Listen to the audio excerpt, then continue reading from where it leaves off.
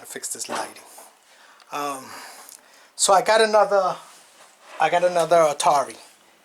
I got it from eBay. The guy told me that it was a when you turn it on, it's you're gonna get a black screen. So here it goes. It's an Atari 800XL. I got this model. It looks beautiful. The outside, it looks pretty much almost mint. Okay, so keyboards look clean and everything. So turning it on. Let me just turn on the television here. I'll show you when you initially switch it on. There you go. See, you get a black screen. My lighting is reflecting off of it. So that's what's happening. Sometimes if you like kind of switch it quickly, it get like a green then black. Okay, see that? So I'm not sure what's wrong with it yet. And let me try to insert this cartridge. Black screen still.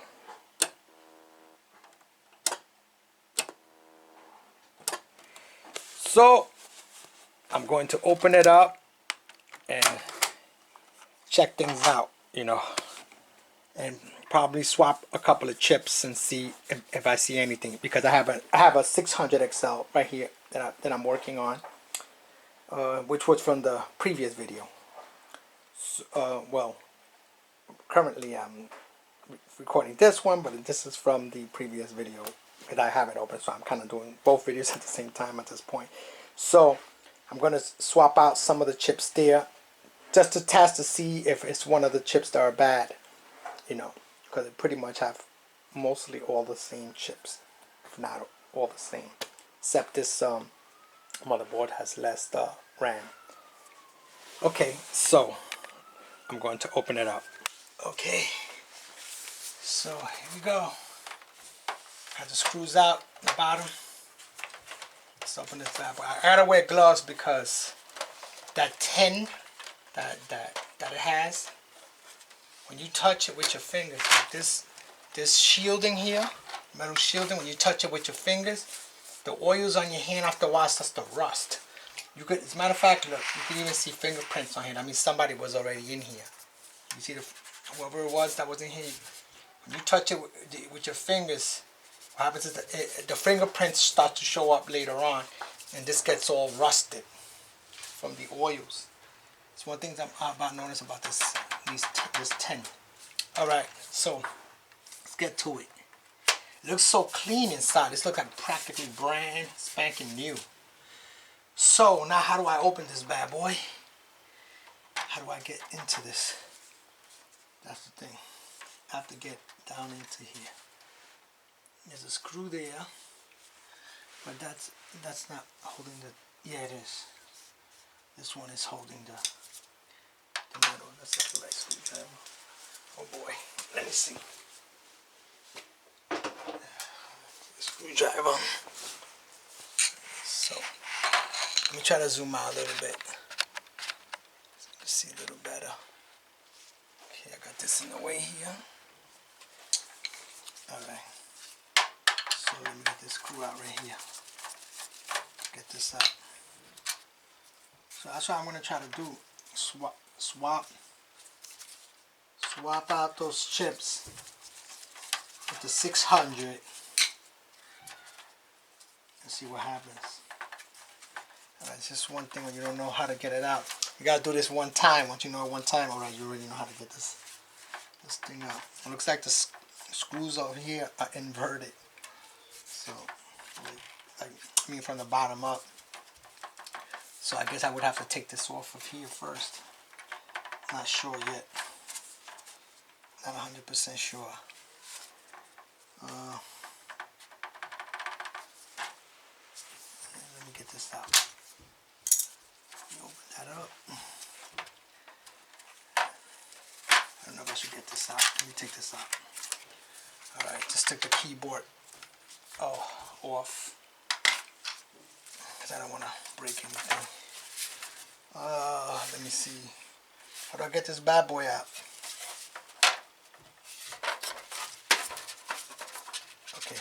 Okay, it's already loose. You just gotta get it out of this position here, like kind of like swap. Oh, kind of like move it out more. I can see it's loose. You just gotta you gotta get it out of the little spot, like juggle it out. So it might be not breaking anything. Wiggle it out. Just wiggle this out. I'm sure there's a better way. All right, there you go. Look how clean this bit just looks. It looks really good. It looks really good. You see on the bottom of it? See those screws back there? Those are holding this plate down. Yep, holding the plate down from the bottom up. So let's just start getting these screws out. How am I going to hold this?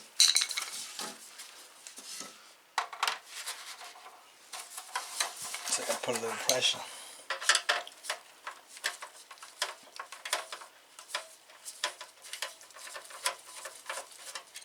I'm going to have to take all of these screws off because I don't know if there's something wrong with in the bottom of the motherboard. It could be something in the bottom of the motherboard itself. Something wrong. So I can look at the, I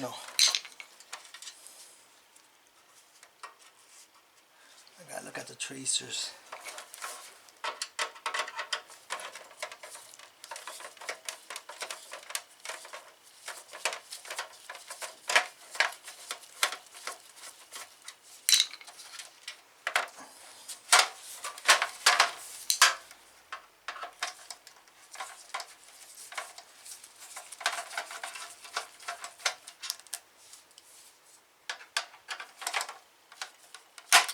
Gotta be careful. I don't want to break anything here.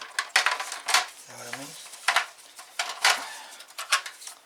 I'm a real good spot here. I don't want to crack the motherboard. Just because I'm just putting it like this.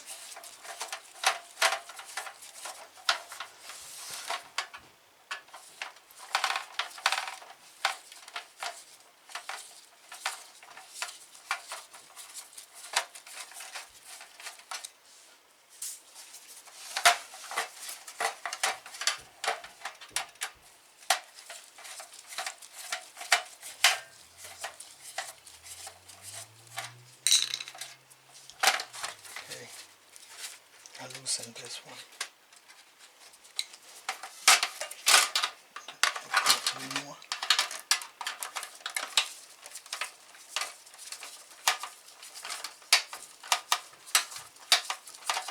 Feels loose.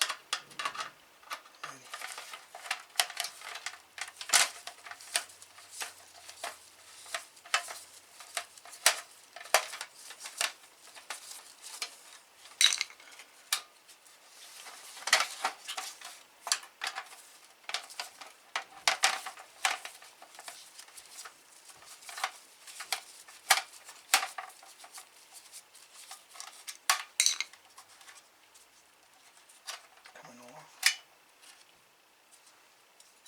Put that off. Over there. Wait.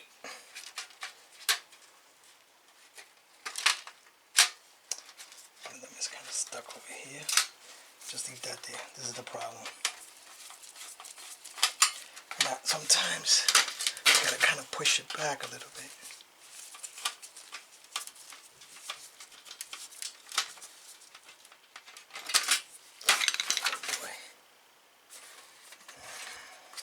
Let me position myself correctly here. Seems like okay.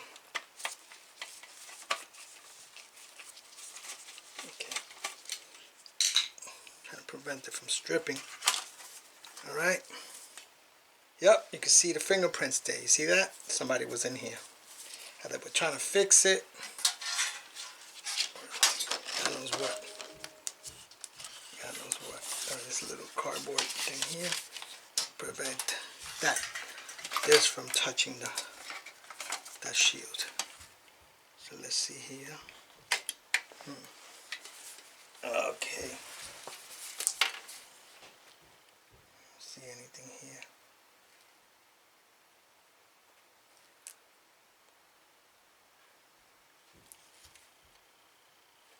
Let me flip it around the other way.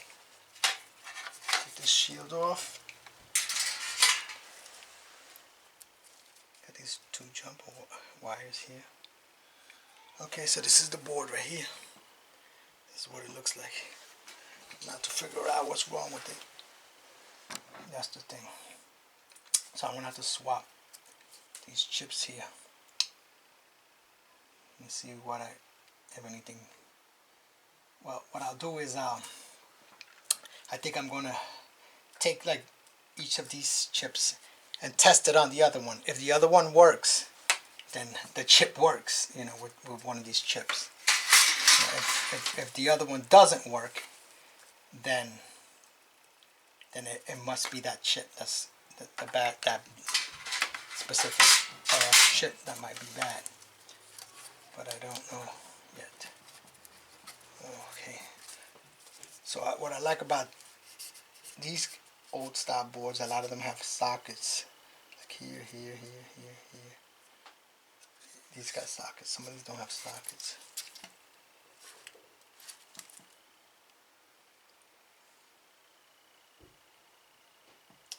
Just looking at this chip here.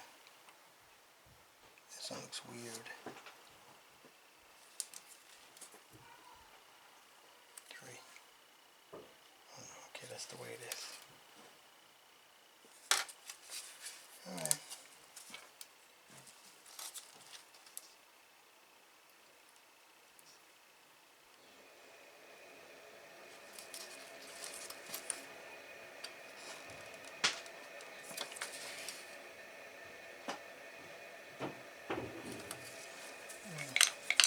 See if I see anything bulgy.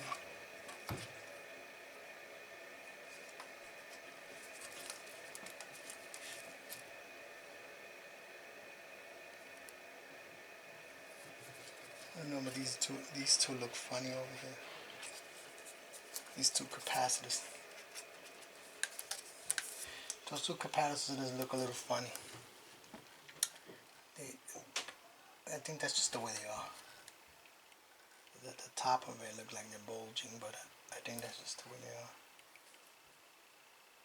18.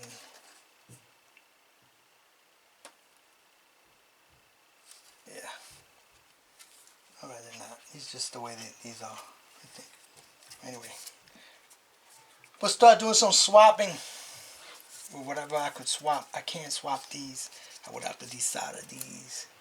And that's a pain right there to do. Okay, let's just try to go with the simple stuff. Alright, so I removed this one. I believe it's the GTIA chip. So I'm going to start with that one and see if this is the issue. I'm going to swap. I'm going to take this one out, right, and I'm going to put it on the other motherboard to see if this is the problem. Alright, so it's not this chip. What I'm going to do is I'm going to put that one on the side. I'm going to put it over here.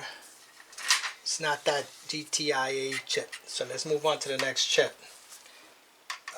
Because when I put that one in, the computer still turns on and everything. So now I have to remove the next chip here and see if it's that chip. So this is the ANTIC chip, the Antic chip. We're going to try this one. This is the next one. So it's not the ANTIC chip. So I'm going to put this one over here. That one's working too. Now we're going to move on to the next chip. And this is the Sally chip. So I'm going to try the Sally chip to see if this is the bad one. I don't know. It might not be any of these swappable ones, you know. Might be something else. It's not the Sally chip. This one works. Now we're going to try this chip, which is the PIA chip. Okay, it's not the PIA chip.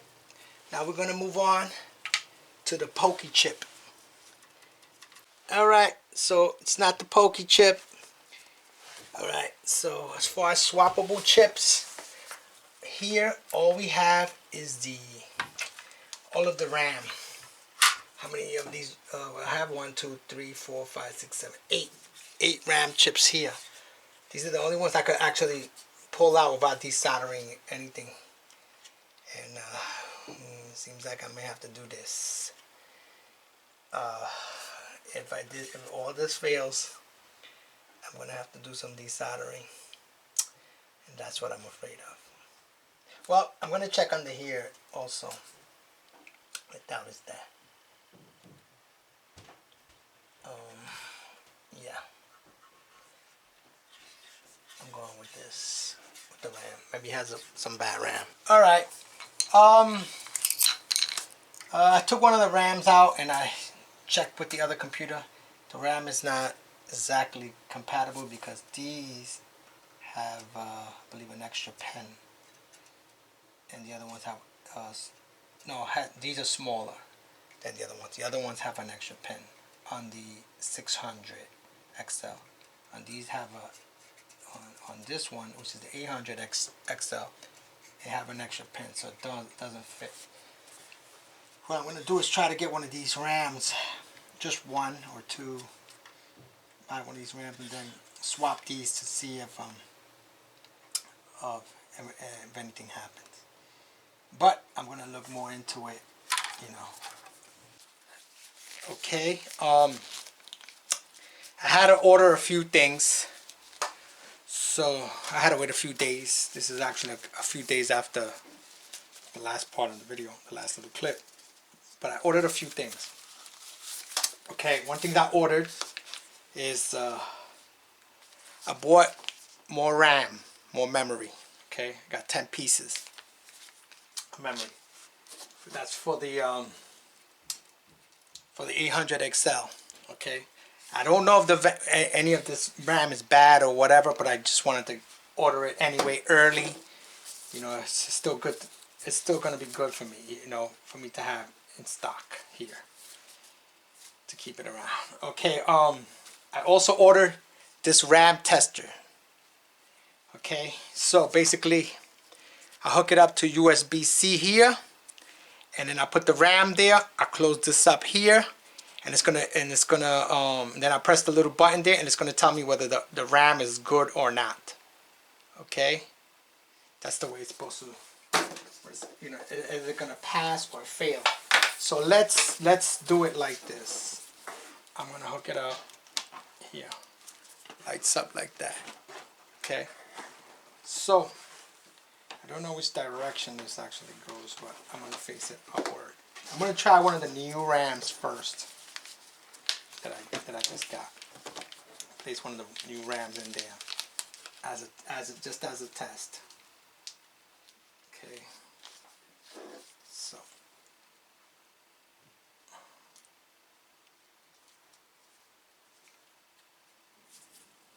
place the RAM in, and I'm gonna close this little lever there, right? And then I'm gonna press the button. All right, so it's flashing, and it's doing the test. I believe it's supposed to stay steady green. If it's good, not too sure 100%, but I seen somebody do it on a video. So less flashing means it's good, but I think that supposedly doing the test, I'm not sure. Didn't come with any instructions, but anyway, I'll figure it out. Alright, while this is doing that, but that's testing that out, I'm going to pull some RAM out. Well, one of the RAMs out of the board. I'll start taking out the RAM. I think it's indicating that RAM is good. You know. Okay. So let me just.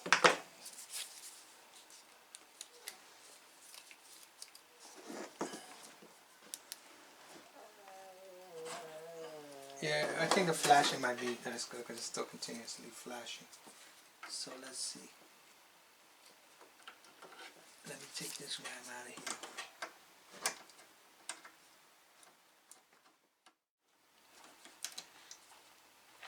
Last one.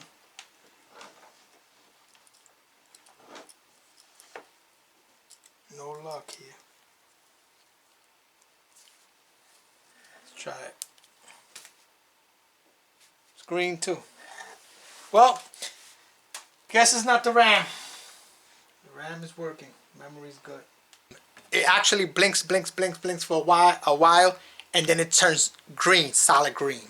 Okay, I had to wait to turn solid green, but still, all of the RAM came out good.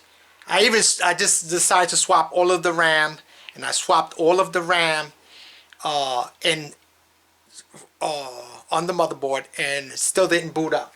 Now I found something that's suspicious. I did see that a little while ago, but this chip over here, right here, if you look there, it appears to look like, I'm not sure if you can see that, it looks burnt there. But I don't know if they did that or whatever. I know that there's a couple of legs there. They're only using 4 legs on one side and 4 legs on the other. So like they clipped them off. Like if you look there on this side, I'm holding it upside down, but there's 4 legs that they used, and they clipped the other ones off. And then if you look over here, they use 4 legs there. But I see like there's a little piece of solder there, but it looks burnt to me. It smells burnt, right? And the top portion of it is a little brown. So I think this is the problem. I did see that also. But I think that is the problem. That chip says RCA. Okay. Let me get my specs here. That one says RCA EP8212, which is the CO60472/D. And at the bottom it says 8405RP. So it's the 6060472/D. I think that's the problem here. What I did was I tried to piggyback it by using another chip like this one. What I'm going to do is I'm going to desolder this chip. I'm going to remove this chip here, right, and replace that, and then I'm going to put a socket there. I have some sockets that I purchased. I got some sockets here, right? So I'm gonna replace that with a socket, you know, and I'm gonna try to see if that's gonna work, you know. Oh, and after I do that, I'm gonna put in another chip on there from a working computer, and I'll just move that one and try it on the other one. If it doesn't work on the other one, I mean, if it works on the other one, then it's not that, you know. You know what I mean? Then it's not. If it works on the other, you know what I mean. So that's what I'm going to do here. I'm going to remove that, and I'm going to desolder it. You know, I just got this desolderer in, and I'm going to just suck that all out. So I'm going to do that and see what happens. All right, guys, this is it. I found it. This is the bad chip. See on the bottom, it's all bubbled up. Boom. That's the bad chip. Check it out. Let me show you. Look over here. Boom. See that? Let me put this down if I get burnt. See that? It's all burnt up. See that? Bad chip there. Woo! So I gotta just replace that. I'm hoping that you know, that's just the only thing that went bad. But that was the chip there. So I'm gonna replace that chip. Okay. All right, guys. So check it out. This is how I'm gonna put it in the socket. I put it in there just to show you like that. And I removed all of the solder joints out of the ends here, and out of these. So I'm gonna solder it in there, and then I'm just gonna try to put another chip in and see if that works. Okay, so I put some electrical tape there just to hold it down while I solder the points here. So I'm gonna solder all these 8 points here. I mean 16 points, and then kind of put a little bit of solder in the front too. to get this holding correctly. So this is how I'm holding it down with a little electrical tape.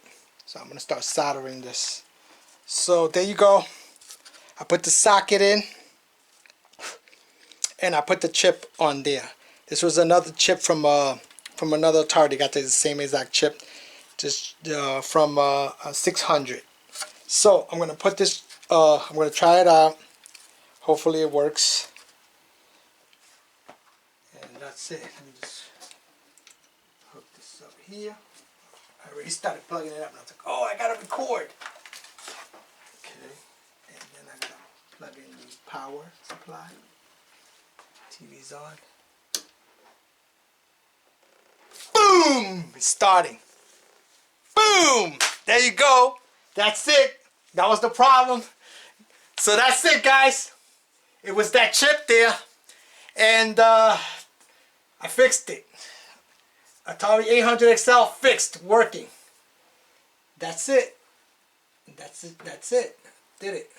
It was that one chip. So guys, don't forget to like, share, and subscribe, and I'll catch you guys on the next video. I'll be doing another video, and this is gonna be the next one. Let me show you. I just got this one in. Look how dirty this one is.